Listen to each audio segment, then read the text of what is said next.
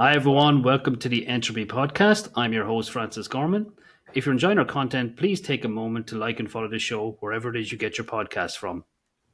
Today, I'm joined by Jennifer Ewbank, a leader who's helped shape the digital future of national security.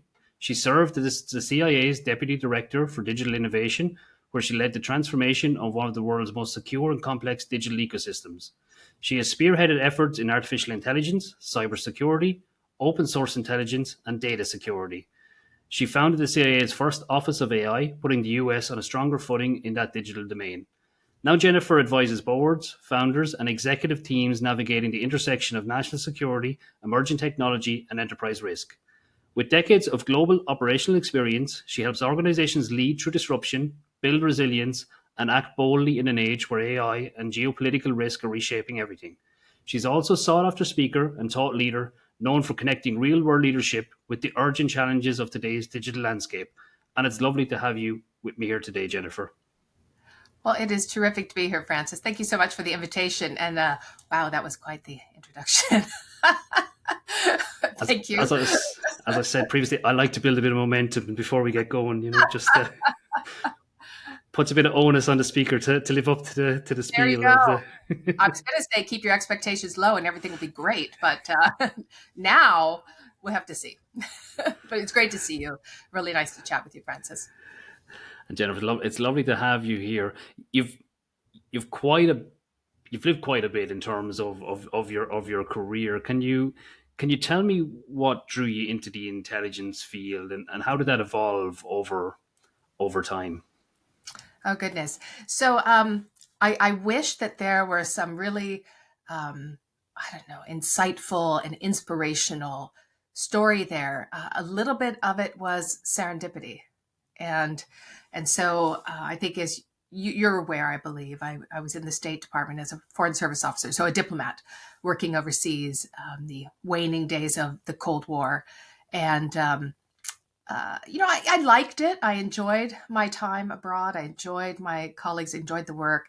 I had joined the Foreign Service to, do my part to fight communism. I was one of those people. And with the Cold War over and things were changing, and there was a bit of a reevaluation of what diplomacy would be, what we'd focus on. For me, it was just a good time to try something else. And this is where the serendipity comes in. I had planned to go back home to California and pursue a career in the Bay Area where I grew up. And my sister had given my resume to a friend without telling me. And it was a friend who had been a senior officer at the CIA. And so I got a phone call one day from a CIA recruiter. And, I've recounted this story several times to people, so I feel bad saying it again, but it was kind of comical. There was a phone call where he says, I'm calling from the Central Intelligence Agency. And I really do think I said something as eloquent as, yeah, right. And he said, no, really? I said, yeah, right. And really, it was a few weeks later, I was knocking on the door of a hotel room somewhere in San Francisco, to remain unnamed, to meet a random recruiter from the CIA. And everything sort of went from there. And without knowing it, I fell into something that was just perfect for me. I really, what resonated with me, there is a sense of adventure. It's a place where one can really satisfy intellectual curiosity. I'm fascinated by cultures and languages and different perspectives and different issues. And every couple of years, everything was new. New country, new language, new subjects to study, new people to meet, you name it. Everything was new. And so it was always fresh, always challenging, rarely easy, which is kind of what I liked. And it gave me a way to serve my country. I grew up in a family where service was highly valued, and all the men in my family at that point had served in the military. And without even knowing it, I was sort of gently nudged in that direction. One thing I'll say, you mentioned the journey. One observation I'll make, I've had a lot of time to reflect on what was an amazing career. I retired from government service about a year ago, and I've gone off and I'm doing other things these days.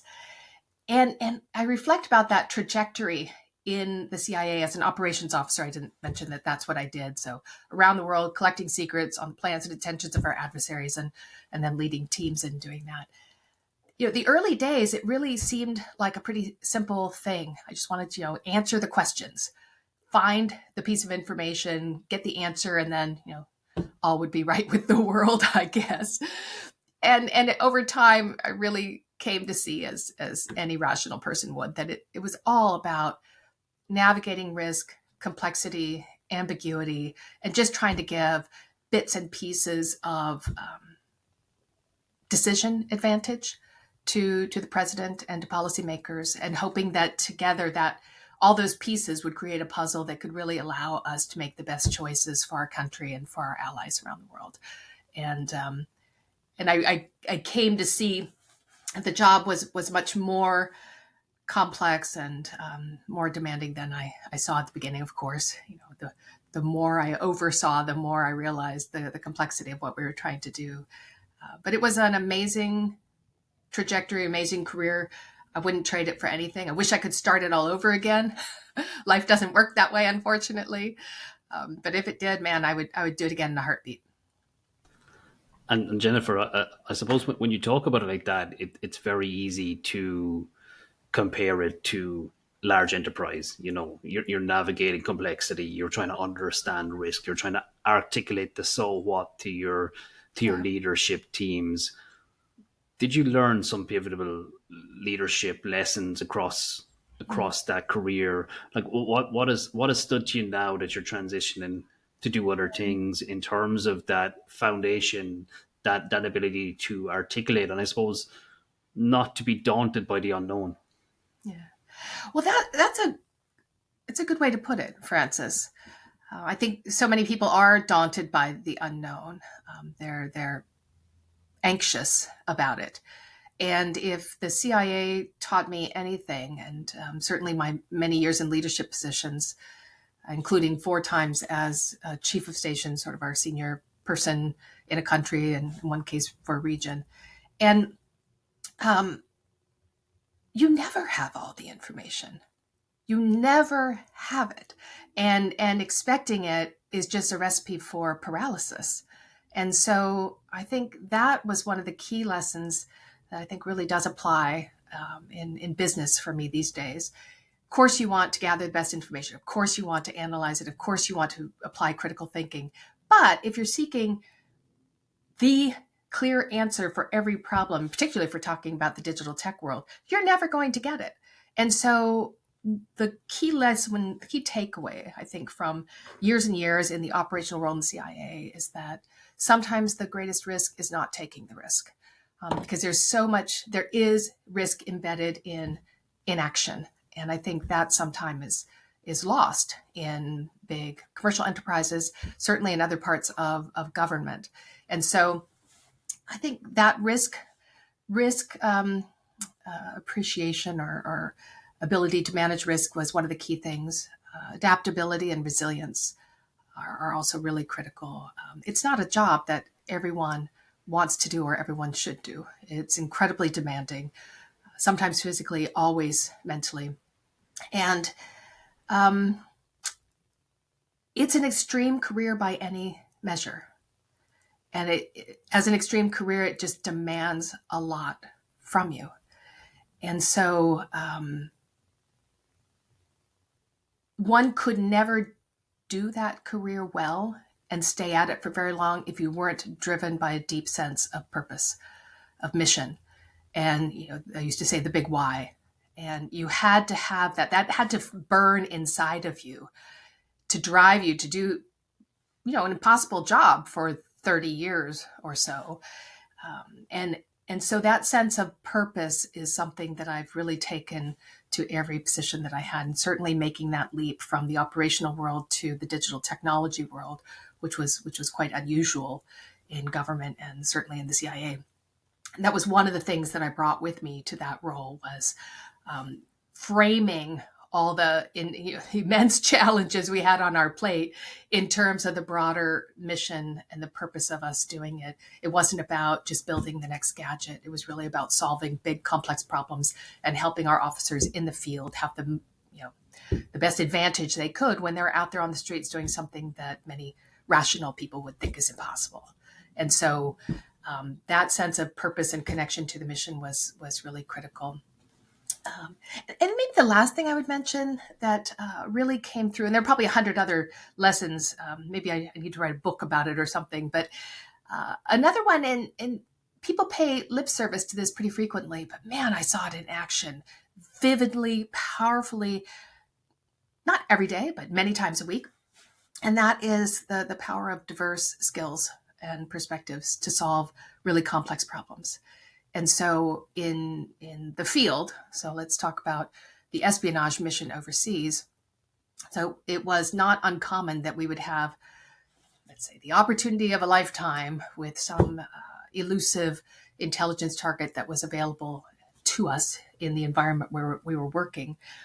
And if anyone's read the books or read their history or maybe saw the movie, each time was kind of an Apollo 13 moment, and where we had something impossible to accomplish on a compressed timeline with limited resources, limited people, limited technology, limited money, whatever it was, but limited resources, compressed timeline, and impossible mission. And all you can do in those situations is just lay it all out, literally and figuratively, on the table, get the team together, and then break it down step by step, sort of systems engineering approach, and then start sequencing how you can solve the little pieces to solve the big puzzle.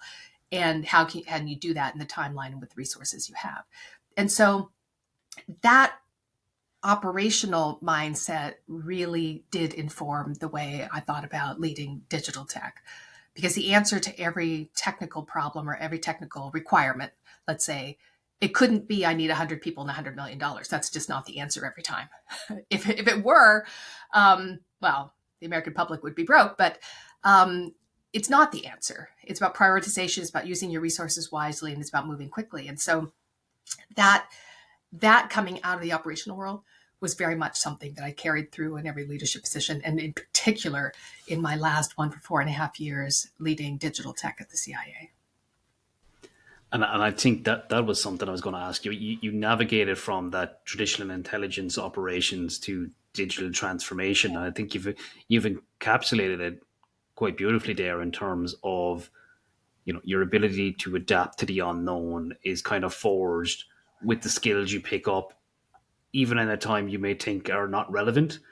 And I see that a lot. People who've come from different backgrounds always have a unique perspective, and when you bring those people in, and then they enrich that skill set with something else, they're always highly valuable in the room because they think slightly differently to people who've had a linear path, and I think that's really valuable.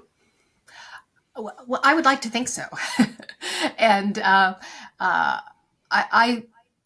saw that there was value in that approach. And I won't lie. When I was offered the role, so it's one of the 5 deputies who lead the CIA. So you have operations and analysis and support, science and technology. So largely technology with a physical manifestation, and then digital tech.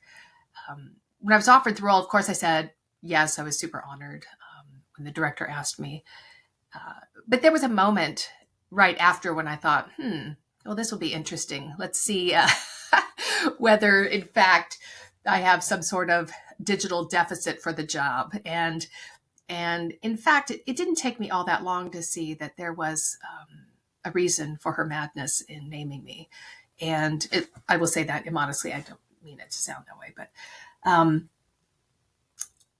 the arc of my career in the operational world really did track the trajectory of technology development and the application of that technology in demanding environments, solving complex problems, and then the demand signal to drive innovation in that space. And then as I became increasingly senior in the role, I had larger and larger teams, and I oversaw teams doing every aspect of digital tech in the field. And so, and kind of weaving them together in integrated ways that apparently were new. And so it didn't take me long to see that there was a piece of the puzzle that I could really fill that was needed. And we had amazing technologists, and I would say the best in government. I I have very little way to compare them otherwise, but just top notch technical skill, devoted people doing amazing things.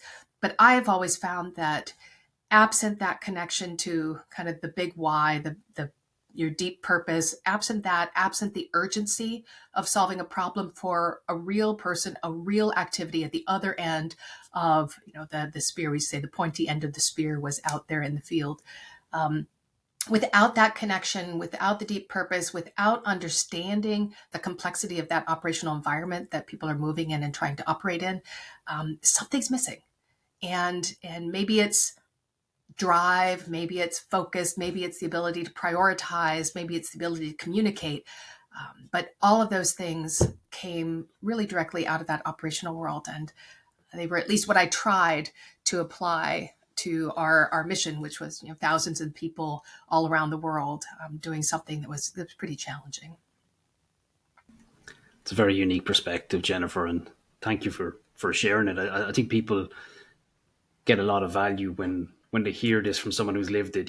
They can relate it to their own lives and say, actually, maybe I should take that risk. Maybe I should diversify my skill set and do something different. So thank you for sharing that piece. I do want to ask, when you stepped away from the high stakes career that you've just walked us through, you embarked on the Camino de Santiago. Did that teach you anything in terms of purpose or change in yourself? Just stepping away, taking some time, walking the walk. I know my parents did it not so long ago, and they took away lots of sore feet and the pain in their back. I'm not sure how spiritual it was for them, but it's. I'm always interested to hear, the expectation of what that journey will bring and the reality of it. So it's, I'd like to see how you found that. The Camino. I appreciate the question. It's each person pursues that for a very individual reason, and for me it was something I'd wanted to do for over 40 years. I was a student in southern France in the early 80s, and spent a couple months in a town in the Pyrenees called Pau, and it was not far from a couple of the trailheads on the French side going up over the Pyrenees, and we had done hiking outings in the Pyrenees, and I have great photos of myself at a pass in the Pyrenees, and I'd heard about the Camino de Santiago, and I always thought I wanted to go. And back then, you'd see the occasional symbol, right there, a scallop shell, and but nobody was walking it really. I don't remember seeing more than one or two people, and it was just not very popular. But it was always in the back of my mind, and I just never had the time, devoted time. It's typical itineraries is 5 weeks. It's a little bit longer. You add the travel time to and from, maybe stay a day at the beginning and the end. And so really 6 weeks. And I just never had 6 weeks off to do anything.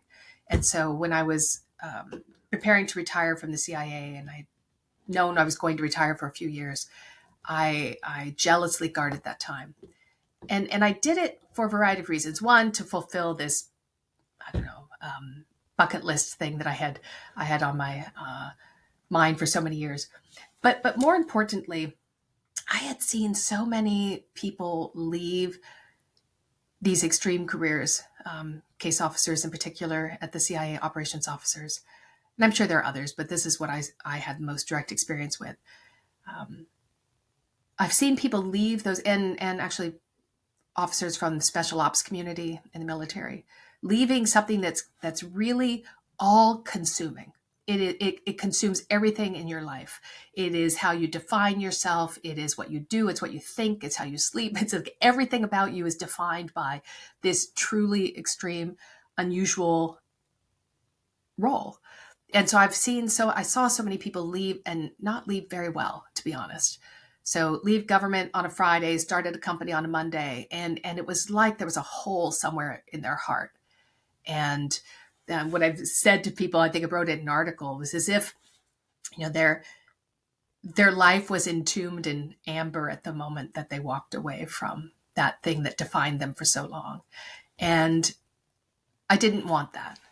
I wanted something else. And so in the speech that I gave, we traditionally give a speech as we're retiring. And in it, I mentioned that I would be leaving in a few days for the Camino, and that I viewed it as a physical and mental transition from one life to the next. And that's what it was. So it was just me alone, right as the season opened, the first week that the pass is opened across the Pyrenees. And so, pretty empty, cold, and did it alone. And it was just an opportunity to, frankly,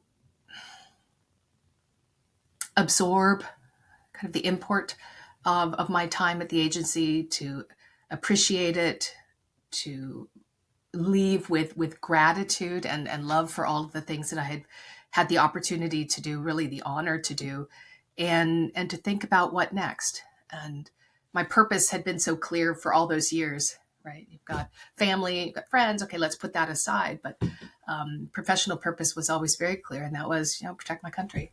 And so it was an opportunity to spend time not thinking about it too intensively, but just to have stillness, and extreme physical exertion kind of helps too, and to allow a purpose to emerge more organically and over time. And so there were all sorts of moments that were metaphors for what I needed to be thinking about, or maybe my mind just interpreted the moment as a metaphor for something that it knew I needed to do. And so it's a really long way of saying that over the course of those 6 weeks, it was an opportunity to kind of separate from that former government life, and do so with gratitude and no regrets, to think about purpose. And it was clear to me, and had been in any case, but for several years, my final years in the agency, I had been in a number of roles that were uniquely connected to U.S. industry. And I had spent a lot of time working on talking about advocating for economic security as a key aspect of national security. And so I thought, okay, well, here's my opportunity to put my money where my mouth is, and actually get out there and see what it's like to help strengthen economic security in the country, which is a huge driver of our society and our democracy. So, okay, find a new purpose that for me is compelling. I think it's important, and frankly, we're at this moment in history where business and government need to be working together more closely than ever if we're really going to solve the big problems. In digital tech, as I'm lecturing to people who know this, but in digital tech, that innovation is really coming out of industry. It's not coming out of government. And so participating in that, helping to lead that on the business end, has been a fantastic opportunity for me. And I do view it as very much tied, a continuation of that longer effort to protect my country. And I guess that sounds a little bit corny to people these days, but that's how I grew up. We believed that the United States can and should be a force for good, and our allies are important, and serving is important. And so in my own little way, it's an opportunity to continue serving and hopefully, help build those partnerships between industry and government. Thanks very much, Jennifer. Off the back of that, let's talk about what that looks like now in terms of the modern digital battlefield, from an intelligence perspective, and from what you're seeing in today's world, and the geopolitical landscape we all find ourselves in, and the unknowns. Well, what does the modern digital battlefield look like from your perspective? Yeah, it's a great question, Francis, and maybe I'll just kind of pick a few things out there, because it is a pretty complex issue. I think one thing we can do is pause and just recognize that if we're talking about actual battlefields, so Russia's illegal invasion of Ukraine, and we look at Ukraine as the first, let's say, full spectrum digital war in addition to physical war, the first time that we've seen this. So we've seen the full gamut of cyber capabilities applied. Originally, disruption and collection, obviously. So with the satellite communications, so with energy, certainly collection on both sides has been really important. Collection on the adversary. But a couple other really interesting things. It's really been innovation has really been forged in the fires of this conflict, and I'm in touch from time to time with innovation leaders in Ukraine who are doing amazing work under incredible pressure, and in a way, it's right. We used to joke that it's diamonds forged under pressure, and not stones smoothed over time, and they're just doing some incredible things because they have to, and so the advances in all the things that you read about in the press, drones, obviously a big piece of it, but on the back end too, and AI and using data, it's pretty extraordinary. And then a couple other things that I think are worth noting in this kind of battlefield that are new. Right, it's the first international conflict that I can think of where almost anywhere in the world you could watch developments in near real time by tracking open source reporting. Everyone's an OSINT, open source intelligence reporter these days. Somebody's got a camera, someone's got a podcast, someone's got a video message, whatever it might be. It's extraordinary. And every morning, if I'm inclined, I can pull up a dynamic battlefield reenactment and see down to very precise locations where forces on each side are located and what the biggest challenges were the day before. And that has never been the case. And so this is changing, I think, the nature of battle. And the last piece, I would do two things. One is the whole world of ubiquitous sensing that has kind of developed over this past decade, and that goes with what my very brief comments about AI and the ability to use data. But I mean, just imagine how powerful that is when everything that somebody is doing, saying, or the person they're meeting, or the thing they're writing, or it's all registered by a sensor somewhere, almost always. And so the ability to tap into that is really, really powerful. And so that is now a new aspect of the digital battlefield that just, even 5 years ago would not have been so prominent. And then maybe the last thing, this is sort of, it's related, but not central, is just the ambiguity these days between criminal and state actors. So you certainly see that in Russia, you see that in China, you see that in a few other places where it's very difficult to distinguish who are the state actors and who are the criminal actors these days. And the criminal actors have the sophistication of state actors. State actors are hiring criminal actors as basically contract cyber personnel. The whole world of ransomware and disruption is a factor that is changing the nature of the digital battlefield in really unique ways, where threat actors who don't have the technical sophistication, the know-how, the resources, nevertheless are not restrained in their capability to launch pretty sophisticated ransomware or disruption attacks on targets simply by buying it on a dark web platform. I mean, platforms that I'm told, I haven't signed up for any of these services personally, but I'm told that some of these platforms, I mean, they're up there with customer service connections and user reviews and you name it, money back guarantees, and but ransomware as a service in that permeable membrane these days between state actors and criminals in certain countries, I think that has been really game-changing development as well.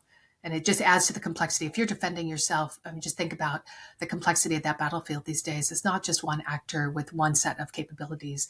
Now you have these tentacles that go off in all sorts of different directions that you have to somehow anticipate and defend against. And that is tremendously, tremendously challenging. And Jennifer, on that, I suppose if I look back at the evolution of malware and ransomware and wiper technologies, etc., and the current geopolitical landscape with the conflict in Iran and Gaza, etc. And I think of how the intelligence agencies went after the uranium program at Stuxnet, and that type of technology. Do you see? Allegedly. Sorry, allegedly, may or may not have. We won't get into it, but we'll reference the Kim Zetter book on Countdown to Zero Day for that reference material. Do you see? And I was talking to John Kindervag, I think it is about 2 years ago, in terms of the kind Zero Trust when he's at Forrester, and talking about what will come out of the Russian-Ukrainian conflict at the time in terms of more aggressive wiper technology, etc. And we saw a little bit of that used in the modern battlefield in that space. And if you look at what happened in Europe with rolling power cuts a while back, I know we're pointing at different areas of weakness that brought those on. But do you ever wonder what systematically could happen if we combine artificial intelligence with bad intent? And I know a lot of people have hypotheses on this and start going after, core infrastructure, water, electricity, etc. Is that a real threat, or is it still a pseudo I, analogy for something else? it's a tremendous threat, and it's the one key thing that I left out of that kind of brief snapshot on the digital battlefield, and the threats to critical infrastructure. One of the most important things that the U.S. is facing, and there are plenty of partners around the world who are facing similar things, but if I talk about the U.S. specifically, everyone who reads the news has heard about some of the more famous actors out there, Volt Typhoon. So those are Chinese actors who are embedded deeply into critical infrastructure across the U.S. And so it's interesting to go back and think, even 10 years ago when there were initially, let's say, indicators that such activity could be ongoing. And most people could not quite understand the why immediately. They were so used to cyber intrusions being an effort to collect personal information, to collect intellectual property, to collect classified information if it's government secrets, etc. They were so used to that they didn't actually see the much more nefarious thing that was unfolding before our very eyes. Well, I won't say before our very eyes because it's pretty hard to find, but much more nefarious, and that is implanting deep-seated capabilities in critical infrastructure for one purpose only that I can think of, that any analyst can think of, and that is to cause massive disruption at a time of that threat actor's choosing. And we can debate what that time is, but clearly, let's hope there's never military conflict with that country. But if that were to come to pass, then clearly this is an amazing capability for that country. And so that is something that is a huge problem. And even though we know that power sector, water, transportation, you name it, many aspects of critical infrastructure have been penetrated by actors like Volt Typhoon and Volt Typhoon. Even though we know they're there, even though we know there have been intrusions, I cannot say with any confidence that all have been evicted. And even if they are, frankly, cyber actors are so sophisticated and capable these days, and some of these systems are so antiquated that it is just a matter of time before someone can get back in. So that's a long way of saying that critical infrastructure is a huge problem. And so generative AI has really just supercharged the speed, the scale, and the reach of cyber operations in a way that I think it does represent a huge challenge to defenders these days. And there's never a balance, right? On the offense, and I'll say this because I come from both worlds. And on the offense is always going to be more willing to take risk and move faster. And so there's always going to be, there's this disconnect there in speed between the newest capabilities and newest threats that are out there by fill in the blank actor and the ability to defend against them. And that's a tremendous challenge for us. So generative AI, like all new exciting technologies, is a double-edged sword. It can be used for amazing things. And I read with awe every day about advances in medicine and in space exploration and you name it. All these things where AI is making tremendous contributions to our society and to our friends and allies around the world. But I also see the sophistication of the attacks that are coming in the cyber realm, definitely. And then the last one I'll mention, I don't think it gets enough discussion today. So the whole world of deepfakes and disinformation has been tremendously lifted in its capabilities by generative AI, and there are plenty of articles about, oh, look at this fantastic or this very impressive deepfake video. Okay, well that's kind of a party trick. But what's interesting, and I think the bigger issue here, is that kind of trust itself is under attack here. And so when we're at a point today, if you've seen some of the most recent commercial video creation models that have come out, like we're at a point today where you cannot believe your eyes and ears. You just can't. And so what does that do for trust? And I really see that trust is fraying here. It's fraying trust between people and government. Doesn't matter which administration, but people in government, trust between people in their communities, trust with systems that we interact with. Trust is really under attack, and we have got to do something to change that. And so that's, I think, one of the bigger issues in digital tech facing us right now is that how do you rebuild trust in information that you access online? And I've been working a bit on papers and a couple speeches to touch on that. And the one thing I'll throw out there from an article I wrote a while back, which didn't really get any traction. It might not still, but in other countries may not. This may not sound familiar to them, but in the U.S., we always had very robust civics education for children, and that has fallen by the wayside in the last at least 10 years, probably much longer. So the lack of civics education generally is a problem because people don't understand the actual government systems and how they're designed to work and where there's goodness in the model. But the other piece, it's also the right place, I think, to help young people develop digital literacy and understand how to consume information in a world that's designed to think for you. It's a world full of algorithmic manipulation. And whether that's coming from hostile actors somewhere else who are planting deepfakes to sow division in society, or if that's just the commercial business of the platform you're engaging with to keep your eyes on their content longer, it is subtly shaping your worldview and skewing your understanding of reality and leading you potentially pretty far from truth and undermining trust in the process. And we need to give young people tools to take advantage of all the great stuff that's out there in digital tech, but also to apply certain critical thinking filters so they understand what you can and shouldn't trust.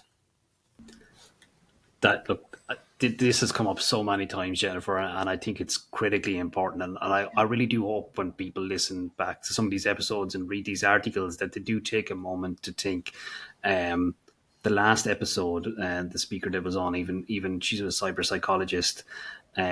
She spoke about our ability for our eyes to tell us what reality is can no longer be trusted. It can. Your ears as well. And your ears. And you've just said, when we live in a world that shapes our thinking for us, it's a perfect storm for the youth of today. If you can't differentiate reality from synthetic material, mm-hmm. you are very susceptible to the message and the platform that you consume because the platforms are tailored to you, not to reality. Well, the interesting thing is that one would think they're tailored to you, but over time you become tailored to them. And so it is true that an algorithm will start feeding you what you want, but over time, not to go too deep in this, but over time one's worldview is shifted and shaped and molded in a way that actually is narrowing our perspectives. And this is one of the big ironies of our time, right? Here we live in a time where there's more information available to humankind than ever ever.